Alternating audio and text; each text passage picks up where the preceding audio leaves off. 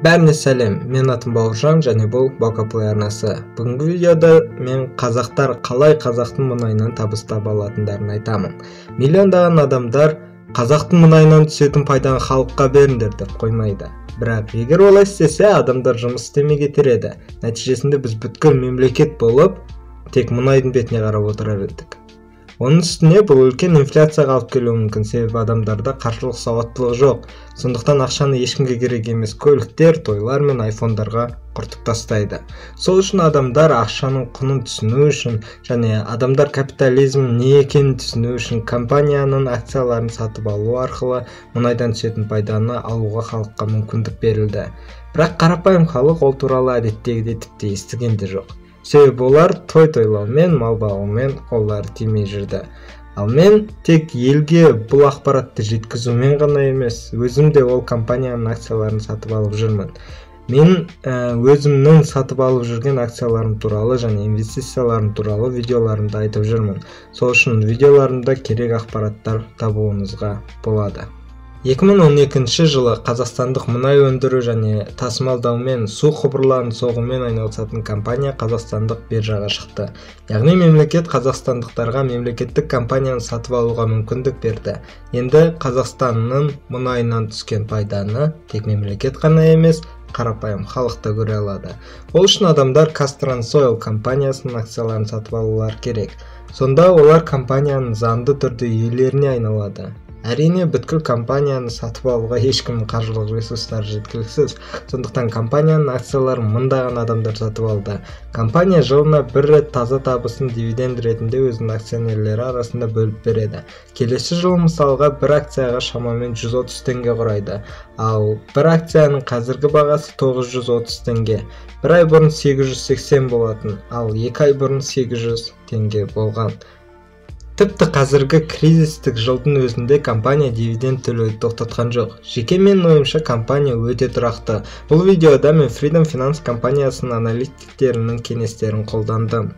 OPEC+ жаңа шартына байланысты Қазақстанда мұнай өндірудің қысқаруы аясында 90-дық түсімнің төмендеуіне қарамастан есеп табыстылық бөлігінде 10 болды.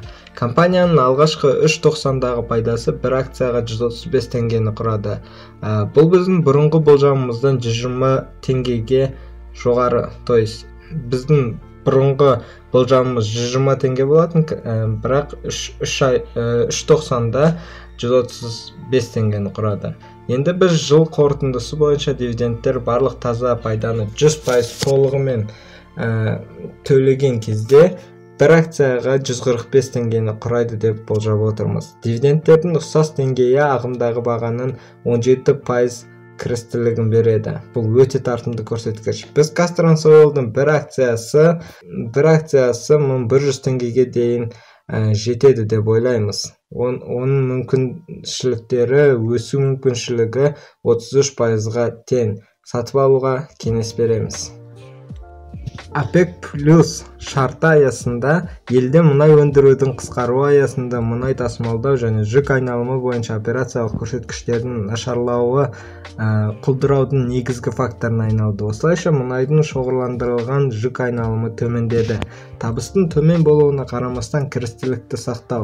Түсімнің төмендеуіне және теңгенің әлсіреуіне қарамастан компанияның табыстылық көрсеткіштері бұрынғы деңгейде қалды. Мәселен, 90-дық жалпы маржа 2009 жылы 32,7% болған кезде, қазіргі таңда осы жылда 32,2% құрады.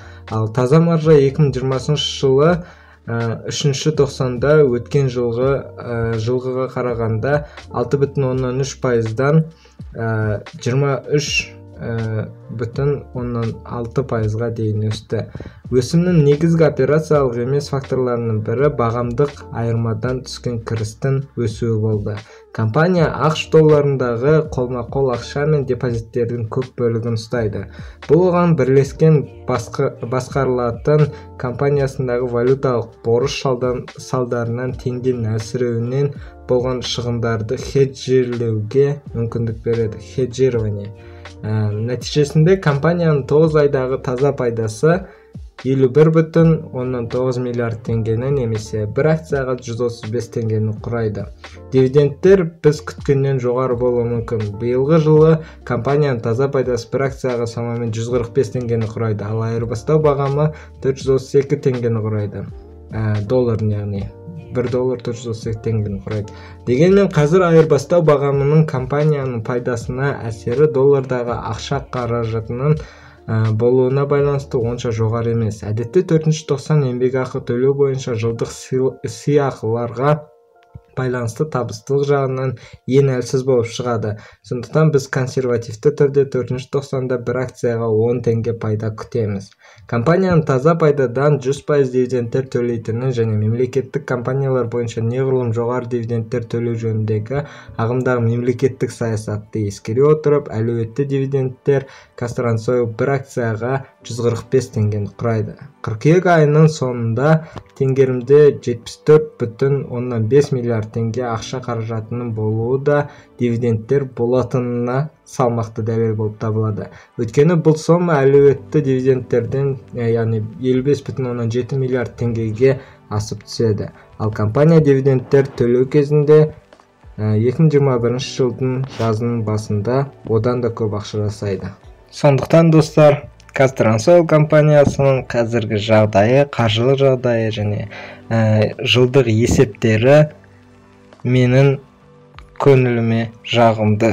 Себебі олардың жинаған қаражаттары бар, табыстар 2020 жылы нашар емес, тіпті кризистік жыл болса да табыстары жақсы болды. Олардың осы жылы акциялары өте қатты төмендеген еді, 790 теңгеге дейін түскен кездері болған. Сол кезде сатып алған адамдар қазір минимум 10%, ал кейбіреулер 20% плюста тұр. Сол үшін Казтрансойл компаниясы келесі жылы 2021 жылы өте жақсы дивидендтер төлейді және акциясының бағасы да өсу мүмкіншілігі өте жоғары.